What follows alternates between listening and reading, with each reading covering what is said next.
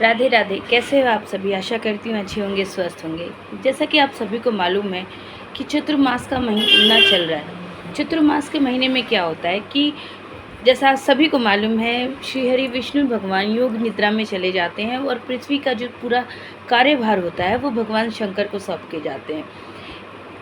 भगवान श्री हरि शयन में जाते हैं, इसका अर्थ ये नहीं कि हम भगवान विष्णु की पूजा नहीं करेंगे। हम अप्रत्यक्ष रूप में भी और प्रत्यक्ष रूप में भी उनके उनके नाम से जो भोग चढ़ाते हैं, जो हम श्री हरि विष्णु जी को या फिर कहे तो लड्डू गोपाल जी को जो भोग समर्पित करते हैं, उनकी जो पूजा अर्चना वंदना करते हैं, वो हम लोग सुचारू रूप से करते रहेंगे। लेकिन चूँकि चतुर्मास का माह है, तो चतुर्मास के माह में भगवान शंकर की पूजा का ना एक विशेष विधान बना हुआ है। और जो कार्य मैं आज आपको कुछ 8-10 कार्य बताने जाऊंगी, वो कार्य ऐसे तो अगर आप हर रोज़ कर सके तो ये अति उत्तम होगा। लेकिन हो सकता है समय अभाव के कारण या फिर अन्य जिम्मेदारियों के कारण आप ये कार्य रोज़ ना भी कर पाएँ। तो हर बृहस्पतिवार को तो निश्चित रूप से इन कार्यों को कीजिएगा। क्यों क्यों बृहस्पतिवार को? क्योंकि बृहस्पतिवार ऐसे ही भगवान विष्णु को समर्पित होता है। और जब आप हरि और हर दोनों को अलग कभी नहीं समझना चाहिए। दोनों का आप जब संयुक्त रूप से दोनों की पूजन करते हैं, जब आप बृहस्पतिवार का दिन हो और आप भगवान शंकर की आराधना कर रहे हों और सबसे बड़ी बात चतुर्मास का माह चल रहा हो, तो ये सब कार्य जो कार्य मैं आपको बताने जा रही हूँ वो अत्यंत ही फलदायी सिद्ध हो सकता है आपके लिए। तो आशा करती हूँ आप ज़रूर इन सारे बातों में से किसी एक बात को भी ज़रूर फॉलो करिएगा। देखिए, रेमेडीज़ या उपाय बहुत सारे होते हैं। हर एक कार्य को कर पाना हम हमेशा संभव नहीं होता। देखिए, और सबसे बड़ी बात, ऐसा बहुत बड़ी बड़ी बातें मैं नहीं बताने जाती हूँ जिन बातों से आप अनभिज्ञ होंगे। कभी कभी ऐसा होता है ना कि हम जानते हैं कि ये करना है, माफ़ कीजिएगा, हम जानते हैं कि ये कार्य करना है, लेकिन फिर भी हम लोग वो कार्य नहीं कर पाते। लेकिन जब हम किसी अपने को, किसी रिलेटिव को वो कार्य करते देखते तो मन के अंदर भाव आता है, हम भी तो जानते थे, काश थोड़ा कर लिए होते तो लाइफ में थोड़ी तो चेंजेस आती। होता है ना आपके साथ भी? मेरे साथ भी होता था। लेकिन प्रभु की कृपा से और प्रभु की देन से अगर आपका कोई सहयोगी ऐसा मिल जाए, आपका कोई मार्गदर्शक ऐसा मिल जाए जो आपको सही मार्ग पे, सही राह पे और सही कार्य करने के लिए प्रेरित कर सके, तो वो सच्चा हम सफ़र होता है। तो बताइएगा ज़रूर कि आपके इस राह में, आपको सनातन की राह पे ले जाने में आप मुझे अपने कितने नंबर फ्रेंड के कैटेगरी पे देना चाहेंगे, ये बात ज़रूर आप मुझे इंडिकेट ज़रूर करिएगा, ठीक है? तो चलिए, ज़्यादा इधर उधर की बातें नहीं करके फिर वीडियो बहुत लंबी हो जाएगी। तो सीधे वीडियो पे आते हैं। वीडियो पे आने से पहले, मतलब जो जिन उपायों की मैं बात कर रही हूँ, उन उपायों पे आने से पहले सबसे पहले आपको ये कार्य आपको फिक्स कर लेना है कि आप हर थर्सडे को ये कार्य करिएगा या फिर आप एवरीडे इन कार्यों को कर सकते हैं। तो चलिए आते हैं। सबसे पहले बिजनेसमैन की बात ले लेते हैं, ठीक है? अगर आप बिजनेसमैन हैं और आप चाहते हैं कि आपका बिज़नेस ना थोड़ा स्लो हो गया है, या फिर आपको अपने बिज़नेस में वो रुचि, वो रुझान नहीं मिल रहा है जो आपको शुरू से मिलता आ रहा था, ठीक है? तो अगर आप ऐसे किसी सिचुएशन को फेस कर रहे हैं तो आपको क्या करना है? आपको, ऐसे तो मैंने पहले ही कहा कि कम से कम चतुर्मास का एवरीडे कर सके तो ये बहुत बहुत बहुत चमत्कारी हो सकता है। लेकिन अगर एवरीडे नहीं भी कर पाए तो कम से कम चतुर्मास के हर बृहस्पतिवार को ये कार्य आप अवश्य करिए। और आप यकीन मानिए, आप सिर्फ चतुर्मास के बृहस्पतिवार करेंगे ना, तो आप चतुर्मास के बाद भी हर बृहस्पतिवार को ये कार्य करने लगेंगे। ये 100% आप लिखवा के ले लीजिए हमसे, ठीक है? तो करना क्या है? कुछ ज़्यादा कुछ नहीं करना है, सिर्फ 3 बेलपत्र लेने, ठीक है? और उन 3 बेलपत्रों को आपको एकदम अच्छे तरीके से गंगा जल से धोना है। और धोते समय आपको आपका बिजनेस का भाव रखना है कि जैसे ये बेलपत्र इतनी शुद्धता से, इतने नवीन तरीके से शुद्ध हो रहे हैं, वैसे ही मेरा बिज़नेस में भी एक नवीनता आ सके, मेरे बिज़नेस में भी एक एनर्जी आ सके, मेरे बिज़नेस में भी एक वो उन्नति आ सके जो मैं प्रभु से चाह रख रहा हूँ। ऐसी आप मानसिक कामना करेंगे प्रभु से, भगवान विष्णु को भी ध्याएंगे और भगवान शंकर पे ओम नमः शिवाय, ओम नमः शिवाय बोलते हुए वो तीनों बेलपत्र आप समर्पित कर देंगे। बस आपको अपना बिज़नेस के लिए, अगर आप अपने बिज़नेस में एक नवीनता चाहते हैं तो आपको सिर्फ ये एक कार्य करना है। तो चलिए आते हैं दूसरे कार्य की ओर। तो अगर आप बहुत सारी प्रॉब्लम्स को फेस करें, आपका लाइफ में मतलब होता है ना, कभी कभी समय ही ऐसा हो जाता है कि एक के बाद एक प्रॉब्लम्स मानो दूर जाने का नाम ही नहीं लेती।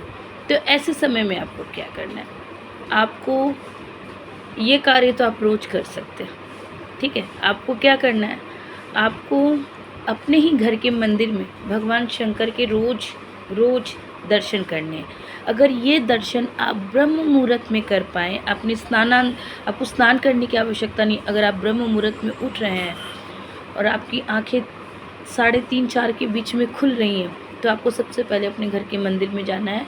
दूर से ही आपको भगवान शिव के जो शिवलिंग स्वरूप है उनके दर्शन करने हैं और उनसे ना आपको अपने मन की सारी बातें कहनी है उसी समय। अगर आप ब्रह्म मुहूर्त में उठ रहे हैं तो ब्रह्म मुहूर्त में, और अन्यथा आप जब भी आप इस कार्य के भाव से कर रहे हैं उस समय ही करिए। लेकिन अगर आप जैसे ऐसे, हमारा मंदिर तो ईशान कोण में होता है, उत्तर पूर्व दिशा में, है ना। लेकिन जब आपको ये अपनी प्रॉब्लम्स के बारे में आप बखान कर रहे हैं ना, तो आप दर्शन करके आप ऐसे अपने घर के दक्षिण पश्चिम कोने में जाएंगे, जहाँ दक्षिण की वॉल हो और पश्चिम की वॉल हो, उसका जो कॉर्नर मिल रहा हो उस वॉल पे आप जाएंगे और वहाँ भगवान शिव को ध्याएंगे। और जितनी आपकी प्रॉब्लम्स हैं, जितनी आपकी लाइफ में समस्याएं हैं, आप उन सबको प्रभु के समक्ष कहेंगे। यकीन मानिए आपके सारे प्रॉब्लम्स का हल तुरंत ही मिलने लगेगा। तो इसके बाद अगर जब प्रॉब्लम्स का हल मिल गया तो अब किस चीज़ की चाह रहेगी, शुभ फल की चाह रहेगी। तो शुभ फल के लिए आपको क्या करना है, अपने घर की जो उत्तर की जो वॉल है, नॉर्थ वॉल, उस तरफ आपको भगवान शिव की एक फ़ोटो लगानी है और उसके रोज़ाना आपको दर्शन करने। तो ये भी एक कार्य आप कर सकते हैं, ठीक है। अगर आप भगवान शिव को अपने बच्चों की पढ़ाई के लिए मनाना चाहते हैं कि आपके बच्चों का कोई कंपटीशन एग्ज़ाम है वो क्लियर हो जाए, आपके बच्चे पढ़ाई में अच्छे हो जाए, तो इसके लिए ये कार्य आप हर बृहस्पतिवार को अवश्य करिएगा। और हर बृहस्पतिवार को प्रदोष काल में आपको ये उपाय करना है। सबसे पहले आपको भगवान शिव के मंदिर में जाना है। अगर आप मंदिर नहीं जा सकते तो आप घर के मंदिर में ही ये कार्य करिएगा।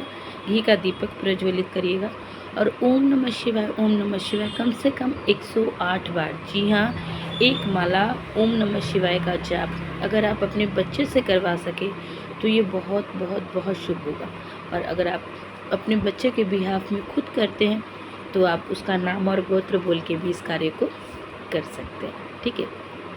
इसके साथ ही अगर आप अपने दाम्पत्य जीवन में खुशियाँ लाने के लिए कुछ करना चाहते हैं, या फिर आपको लगता है कि आपका जो दाम्पत्य जीवन है, आपका जो हस्बैंड वाइफ का जो रिलेशन है, उसको किसी की नज़र लग गई है, होता है ना कि पहले सब कुछ बहुत अच्छा चल रहा था, अचानक किसी की जैसे मानो नज़र लग गई हो, तो ऐसे सिचुएशंस में आपको क्या करना है, आपको हर बृहस्पतिवार गाय के गोबर के जो कंडे होते हैं उसके ऊपर गूगल रख के आपको उसका जो धुआं है पूरे घर में दिखाना है। हर बृहस्पतिवार को ये कार्य करना आरंभ करिए, नज़र दोष अपने आप कटना स्टार्ट हो जाएगा। करके ज़रूर देखिएगा। इसके अलावा अगर आप बहुत टेंशन में हैं तो आपको क्या करना है, आपको हर बृहस्पतिवार को शिव तांडव को, जो शिव तांडव स्त्रोत होता है उसको अवश्य सुनना चाहिए। अगर आपको लगता है कि आपकी फैमिली में किसी के ऊपर कोर्ट कचहरी का कोई केसेस चल रहा है तो उनको आपको बोलना चाहिए कि हर बृहस्पतिवार को आटे की 21 गोलियां वो मछलियों को खिलाएं। ऐसा करने से भी उनको जो कोर्ट कचहरी का जो भी केसेस है उसमें उनको बहुत ही राहत मिलेगी।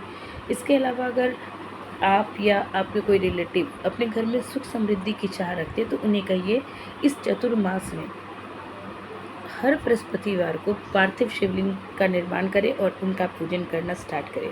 देखिएगा घर में सुख समृद्धि अपने आप मैजिकल रूप से बढ़ना स्टार्ट हो जाएगी। इसके अलावा अगर आप लाइफ में तरक्की चाहते हैं, अगर आप 99 पे आके हमेशा रुकते आ रहे हो और आप चाहते हैं कि अब हो गया, अब भगवान मेरा कार्य पूरा कर दो, आप ऐसी तरक्की की चाह रखते हैं, तो आपको स्टार्ट करना है एक कार्य।